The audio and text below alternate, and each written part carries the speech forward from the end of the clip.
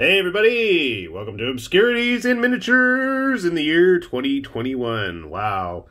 We made it, we survived it, and hopefully all of you are doing okay. Happy New Year. It is a new year, and hopefully it's going to be a good one. So, obviously, we're going to start out with the old and in with the new. And what better way to do that than to throw rotten tomatoes at it? This is a angry townswoman from Ve Victus Minis that my brother painted up. And I think that just about symbolizes what we need to do with 2021. Throw tomatoes at it. So we're going to start out with his stuff. For the last few weeks, 2 weeks? Seems like 2 weeks. I know we both just took it easy and chilled at home. And not a whole lot got painted over the last few days. Plenty of stuff got opened and started, but nothing really got finished. So besides our tomato woman, we've both been playing around with plenty of stuff from Albino Raven. We've had a lot of fun with their modern spec op type dudes. Dual wielding pistols to blast hazmat zombies, right? Besides that, now I do not remember which type of Marines these are. So you'll have to forgive me. I'm not up on my Primaris as much as I need to be, but he was busy painting up some tactical Raptors. And I gotta say, these guys look really, really sharp. He did a really nice job on them. I like I'm assuming it's some sort of a camo look, but they just came out really good. Really nice job there.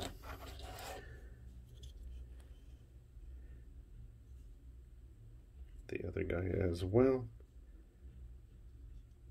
All kinds of goodies decked out on them. They look really kitted out here. Very impressive. But I think this guy wins just with the purity seal and the checkerboard on his kneecap. Besides those, unfortunately he did not get a whole lot done these past few weeks, but he did manage to get this big hunk of metal and resin finished. It is a British mech from Conflict 47 from Warlord, and what were they called? Clockwork Goblins? Was that the name of the company that did it? At least it was distributed here in the States through Warlord for sure, but this is a pretty nice chunky model. I don't remember. I'm 99% sure it's a British mech.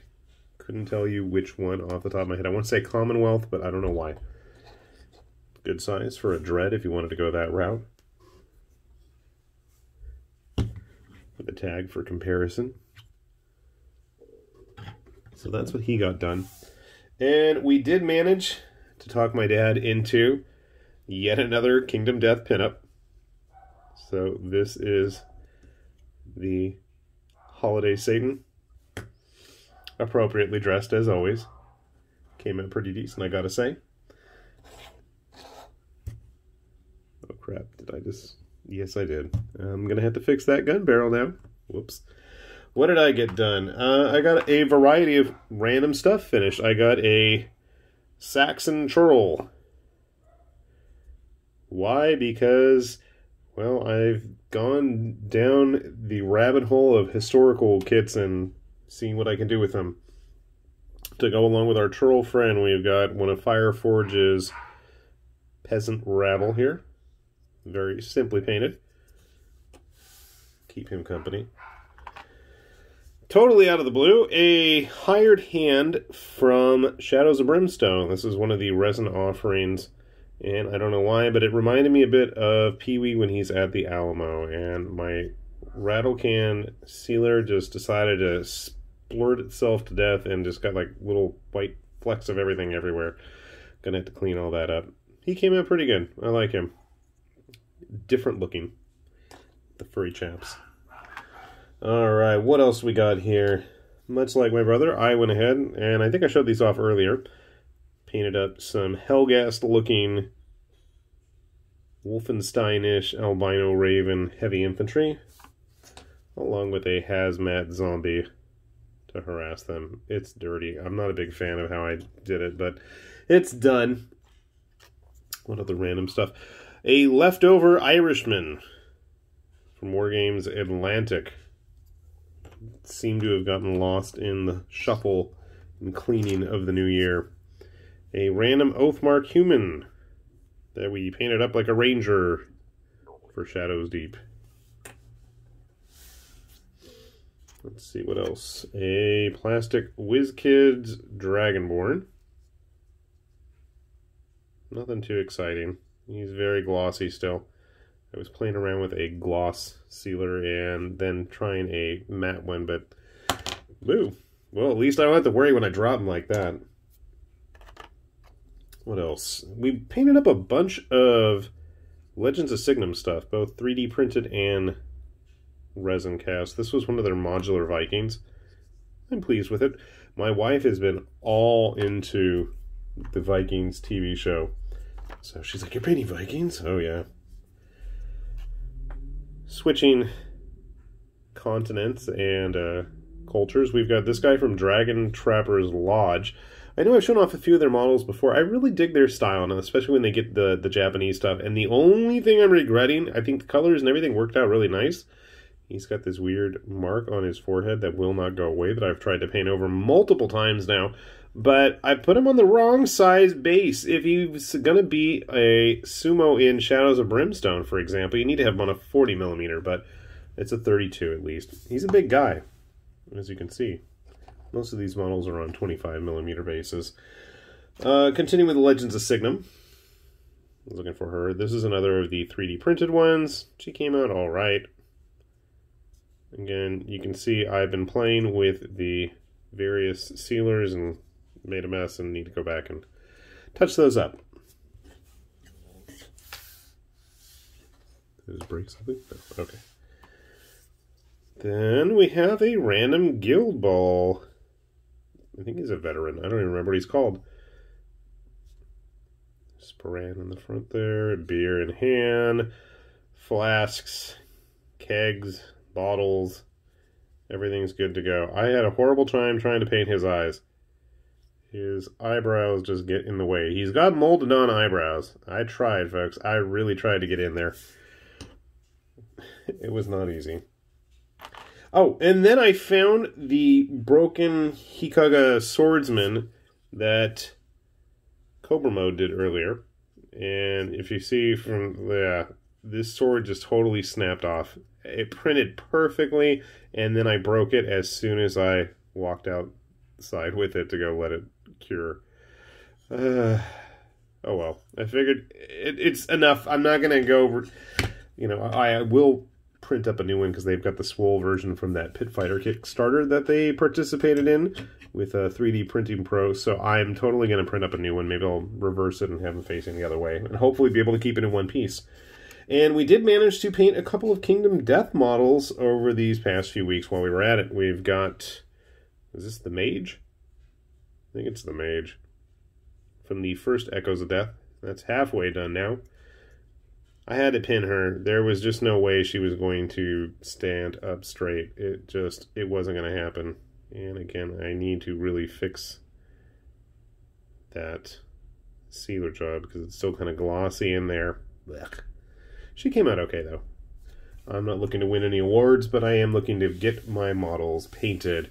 And then we tried the Energy Potion Maker, and she got the worst of it from the spray can. I'm going to probably have to go back and touch her up. You know, I was really excited to paint her, and then I'm not really happy with how she turned out. The glossiness, yeah, I can fix that up. I think the gray that I tried to use to highlight her shirt just didn't work. Didn't work at all. She turned out okay, though. And then, as promised, that's a pretty decent haul, I'd say, considering I barely picked up a paintbrush over the entire vacation for the last few weeks here. I did manage to meet my goal of getting the stupid Phoenix finished. So thank you to everybody for the words of encouragement. It is done. He is painted, and I gotta clean up his base thing. And there is all sorts of reds and oranges all intermingled in those feathers. And look at that. I just absolutely ruined it with the stupid sealer, unfortunately. From a distance, you can't really see it. Hand butt. Butt hands, little pustules and stuff. So, it's done. Thank you to everybody on Patreon and all the emails that have encouraged me to get him finished. So I'm glad all of the monsters in the core box now are completely painted. I have got them all done. Hooray for me. So, as I get my hands out of the way, and that's what fell over there. I gotta say, a nice start to the year. We've definitely got a good pile of stuff. And if I didn't have everything in a million different spots around the house, I would love to try putting together a video of everything I painted last year. I think it would be insane. It really would. I feel like I've painted a ton. God, yep, I did break it. Sorry about that. I am going to have to get that fixed. Whoops, but you don't have your phone today because you left it at our parents', I've been told. So you'll never know until you see this. But definitely a good start to the year. So hopefully this year we're going to see even more variety in terms of obscurities. If you guys come across anything interesting that I haven't covered around here before, by all means, please let me know. Hopefully I can continue to get interesting and unique stuff printed, as well as good old-fashioned retail release stuff. And I got to say to everybody again, thank you for all of your support and encouragement. And if you guys ever do get a chance, we do have a Patreon, and your help is always appreciated. Helps us keep the bills paid on this stuff. But no, honestly, I would love to get our equipment upgraded, and I've been slowly but surely saving up my pennies for that. But, you know, every little bit helps too. So if you guys ever have a chance to, take a look there. And I'm hoping to get started up again this month, in the next few days, on letting you guys tell me how I should be painting things. So do take a look there if you're interested in that. As always, we will have links below to where you guys can pick up all these figures, and hopefully your new year is off to a great start. With that said, this has been High Lord Tamberlane with Obscurities in Miniatures, saying thanks for watching, and we will see ya back here soon. Bye-bye.